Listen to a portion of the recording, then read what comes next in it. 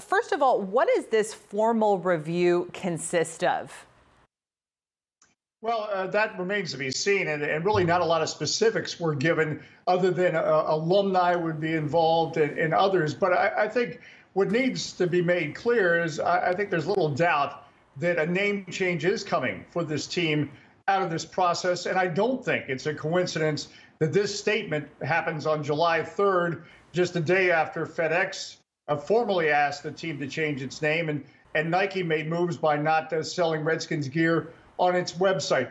I've covered this story in Washington for 30 years, and I said 10 years ago that for the change to happen for the Redskins, because this has gone through several court cases, money somehow would get involved. I actually thought the NFL would take the lead and maybe threaten to keep television money away from the Redskins.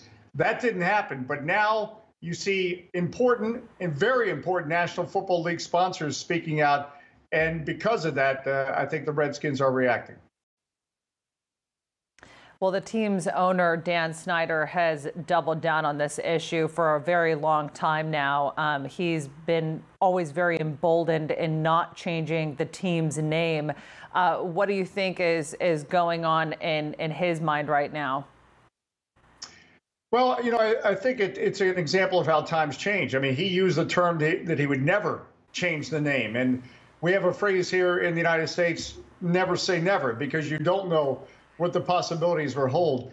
In 1991 at WTOP, we stopped using the Redskins.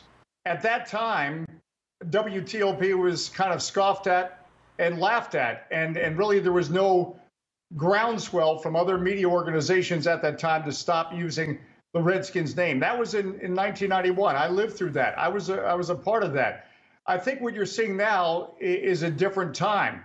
I'm not sure that this is what Daniel Snyder really wants to do, but I think with everything that is going on and people in this country certainly not only listening to their hearts but speaking with their hearts, I think because of that, they're in a situation now where you have not only the fan base, the majority of the fan base pushing for this name change, but now when it comes to partners, and you have to believe, or I certainly believe, there probably was some league, if not pressure, a strong suggestion from the NFL to Daniel Snyder that now probably is a time to make a move of something that many never thought they would see.